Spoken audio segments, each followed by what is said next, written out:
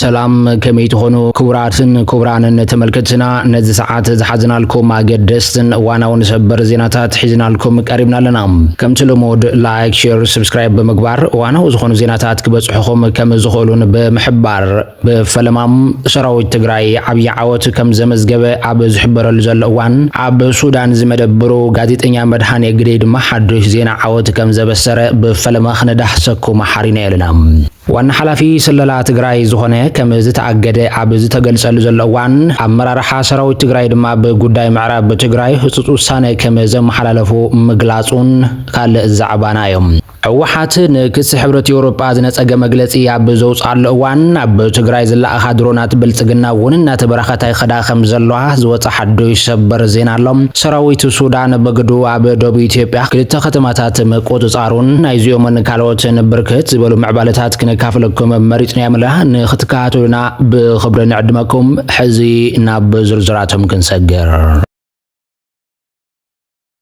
ሰራዊት ትግራይ ዓብይ ዓወቱ ከም ዝሓፈሰ ጋዜጠኛ መድሃኔ ግደይ ሒዝዎ ዝወፀ ሰበር ዜና ገሊጾም እቲ ካብ ግንባራት ዝተረኸበ ሓበሬታ ናባኹም ነብለ ኮይኑ ብፈለማ ግን ብዛዕባቲ ኣብ ትግራይ ዝካየድ ዘሎ ወሰንቲ ስጉምታት ክነካፍለኩም እቲ ካብ መቐለ ዝረኸብናዮ ሓበሬታ ከም ዘመልክቶ መንግስቲ ትግራይ ኣብ ልዕሊ ላዕለዎት ሓለፍቲ ናይ እገዳ ስጉምቲ ከም ዝወሰደ እዩ ተገሊጹ ዘሎ ካብቶም ዝተኣገዱ ላዕለዎት ሓለፍቲ ትግራይ ኮሎኔል ተወልደ ዕንበብ ከም ዝርከቦም ካብ እሙናት ፍልፍላት ዝተረኸበ ሓበሬታ የረድዩ ዘሎ ኮሎኔል ተወልደ ዕንበብ ዋና ሓላፊ ክፍለ ስለያ ሰራዊት ትግራይ ኮይኑ ይሰርሕ ከም ዝነበረ ዝፍለጥ ኮይኑ ምድብውን ምስ ጀነራል ታደሰ ወረደ ከም ዝኾነን ምስ ብልጽግና ከም ዝሰርሕን ይጥርጠር ከም ዝነበረን ንኣዋርሕ እውን ኣብ ማሕበራዊ ሚድያ መዘራረብ ኣጀንዳ ኮይኑ ከም ዝጸንሐ ዝፍለጥ እዮም ፍልፍላት ከም ዝሓበርዎ ድማ ኣብ ልዕሊ ተወልደ ዕንበብ ንኣዋርሕ ዝቐጸለ ምርመራታት ክግበር ድሕሪ ምጽናሕ ሕዚ ብደብዳቤ ፕሬዝደንት ትግራይ ዶክተር ደብረጽዮን ገብረ ሚካኤል ከም ዝተኣገደን እዩ ተገሊጹ ዘሎ እቲ ዝተረኸበ ሓበሬታ ወሲኹ ኮሎኔል ተወልደ ዕንበብ ተወሳኺ ምጽራያት ክሳብ ዝግበር ብግዚያውነት ከም ዝተኣገደ ዝተገልጸ ኮይኑ ምስ ተወልደ ዕንበብ ዝተኣገዱ መራሕቲ ከም ዘለዉ እውን እዮም ዝግለጽ ዘሎ እዚ ከምዚ ኢሉ እናሃሎ ሕወሓት ንክስ ሕብረት ኤውሮጳ መልሲ ከም ዝሃበት እውን ተገሊጹ ዘሎ ሕወሓት ኣብ ዘውፃእቶ መግለጺ ሕብረት ኤውሮጳ ኣብ ልዕሊ ሕወሓት ዘቕረበ ክሲ ኣብ መሬት ዘሎ ሓቂ ዘገናዘበ ከም ዝኾነ በመግላጽ ነቲ ብሕብረት ኤውሮጳ ዝወፀ ክሲ ነፂጋቶላ ሕወሓት ኣብቲ መግለጺ ንሰላማዊ ድርድር ድልውቲ ምዃናን በመግላጽ ህዝቢ ትግራይ ኣብ ኬንዳ ኮይኑ ይሓለቕ ስለዘሎ ብቕልጡፍ ፖለቲካዊ ድርድር ንኽጅመር ያፀዊዕ ዘላ ኣብ ጉዳይ ብልጽግናን ሕወሓትን ትንተና ዝሃቡ ተንተንቲ ፖለቲካ ከም ዝሓበርዎ ድማ ኣብ መንጎ ሕወሓትን ብልጽግናን ትኽክለኛ ፖለቲካዊ ድርድር ንምክያድ ከም ዝኸብድን ግዜ መግዚ ከም ዝኾነ ገሊጾም ኣሎም ብመሰረት ሓሳብ እቶም ተንተንቲ መራሕቲ ሕወሓት ንፖለቲካዊ ድርድር ድልዋት ምዃኖም እንተገለጹ እኳ ብልጽግና ግን ምስ ሕወሓት ክደራደር ከም ዘይደልዮም ገሊጾም ዘሎም ተወከልቲ ኣሜሪካ ይኹኑ ተወከልቲ ሕብረት ኤውሮጳ ምስ ብልጽግና ብዛተይሉ ዘሎ እዋን ምስ ሕወሓት ድርድር ንኽጅመር ኣብ ዝሓትሉን ግዜ መልሲ ብልጽግና ድማ ምስ ግዜያዊ ምሕዳር እየ ዝደራደር ከም ዝብል እቶም ተንተንቲ ይገልጾም ስለዚ ድማ ብልጽግና ንሕወሓት ኣፍልጦ ክህብ ድሌት ከም ዘይብሉን ብወግዕና ተገለጸ ኣብ ዘለሉን ብዝፈረሰ ግዜያዊ ምሕዳር እየ ዝደራደር ኣብ ዝበለሉን ኣብ ዝሕዞ እዋን ብሕብረት ኤውሮጳ ይኹን ብኤምባሲ ኣሜሪካ ዝቐርብ ዘሎ ተደራደሩ ዝብል መግለጺ ንብልጽግና ግዜ ንምግዛእ ክሕግዞ እንተዘይኮይኑ ኣብ ኬንዳ ኮይኑ ንዝጸንት ዘሎ ዝኾነ ይኹን ብሓፈሻ ድማ ዕፅዋን ክባን ዘሎ ህዝቢ ትግራይ ዝህቦ ረብሓ ከም ዘይብልዮም እቶም ሪቱ ሃብቲ ዝገልጹ ዘሎም ስለዚ ድማ መራሕቲ ሕወሓት ናብ ተግባር ዘይሽረፍ ድርድር ተስፋ እናገበሩ ኣብ ኬንዳ ዘሎ ህዝቦም ክጸንት ክፈቕዱ ከም ዘይግባኦም ናይ ባዕሎም ስጉምቲ ክወስዱ ከም ዝግባን እናተገለጸ እዮም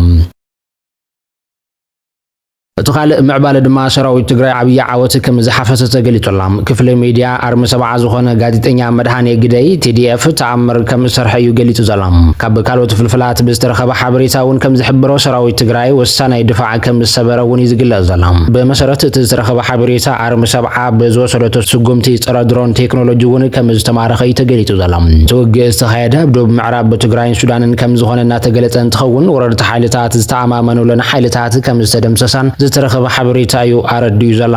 ኣርሚ ሰብዓ ኣብቲ ኦፕሬሽን ፀረ ድሮን ሓዊሱ ነጥቢ ቀየርቲ ዝበሃሉ ጾራት ከም ዝማረኸ ዝተረኸበ ሓበሬታ ረድዮም እዚ ከምዚ ኢሉ እናሃሎ መራርሓ ሰራዊት ትግራይ ኣብ ኣኺባታት ዝቐነየ እንትኸውን ምዕራብ ትግራይ ነፃ ትወፅሉ ግዜ ሕዚ ከም ዝኾነ ከም ዝተሰመረሉን ካብ ወታደራውያን ፍልፍላት ዝተረኸበ ሓበሬታ ኣረድዩላ ብተመሳሳሊ ዜና ኣብ መቐለ ሓወልቲ ሰማዕታት ዝተኻየደ ኣኺባ እውን ምዕራብ ትግራይ ንምምላስ ትኽክለኛ ግዜ ሕዚ ከም ዝኾነን ኣብ ምርዳእ ከም ዝተበፅሐ እዩ ተፈሊጡ ዘሎ በልጽግና በአንጻሩ ካብ ደቡብ ትግራይ ዝተረኸበ ሓበሬታ እውን እንትኾነ ወራሪ ሓይሊ ናብ ደቡብ ትግራይ ይጽጋዕ ከም ዘለውን ይዝግለጽ ዘሎ ካብ ፍልፍላት ዝተረኸበ ትኩስ ሓበሬታ ከም ዝገለጾት ወራሪ ሓይሊ ናብ ትግራይ ዝጽጋዕ ዘሎ ብኽልተ አንፈታት ዓፋር ከም ዝኾነ ዝተሓበረ ኮይኑ ብመሰረት እዚ ድማ ብግንባራት ቶንሳን ኢሬብቲን ከም ዝኾነ እውን ይግለጽ እቲ ግንባር እቲ ሓይሊ ሰላም እናተባሃለ ጽዋዕ ሰላኸ ብልጽግና ኦሮሞ ዝኾነ ሓይሊ ተደጋጋሚ ትንኮሳታት ክገብር እኳ እንተጸንሐ ሕዚ ድማ ምስ ካልኦት ሓይልታት ኮይኑ ናብ ትግራይ ይጽጋዕ ከም ዘሎ ተገሊጹ ኣሎ እዚ ወራሪ ሓይሊ ብኣንፈት ዓፋር ጽጋዕ ዘሎ ናብ ትግራይ ኣትዩ ንምጥቃዕ እንተይኮነስ ብምዕራብ ትግራይ ክጅመር ዝሕሰብ ዘሎ ወፍሪ ንምትዕንቃፍ ዝዓለመ ከም ዝኾነ ካብ ወታደራውያን ፍልፍላት ዝተረኸበ ሓበሬታ የረድዩ ዘሎ ስርዓት ብልጽግና ዓፋር ዘለዋ ድሮናትን ነፈርቲ ውግእና ኣሰሊፉ መቐለ ንምእታው ትልሚ ሒዙ እንተነበረ እኳ ሕዚ ግን ሓይሊ ሚዛን ከም ዝተቐየረን ንብልጽግና መርዓሲ ይቕረኽንዋ ንባዕልኽን ክረማ ከም ዝኾነ እውን ይዝግለጽ ዘሎ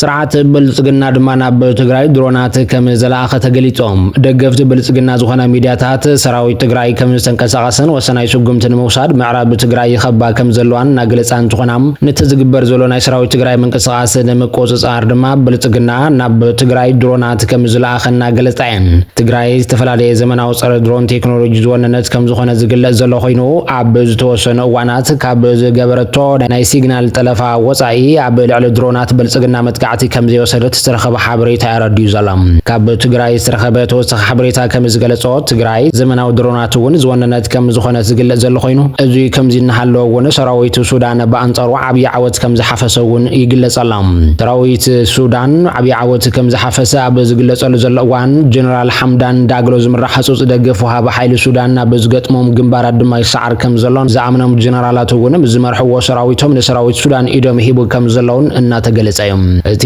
ዓማጽ ሓይሊ ወሰንቲ ዝበሃሉ ግዛታት ከም ዝተመንጠለን ሙሉእ ብሙሉእ ይፈርስ ከም ዘሎን ካብ ሱዳን ዝተረኸበ ሓበሬታ ዘረድእ ኮይኑ ሰራዊት ሱዳን ምስ ኢትዮጵያ ዘዳውባ ክልተ ስትራቴጂክ ከተማታት ከም ዝተቆጻጸረን እውን ይግለጽ ኣሎ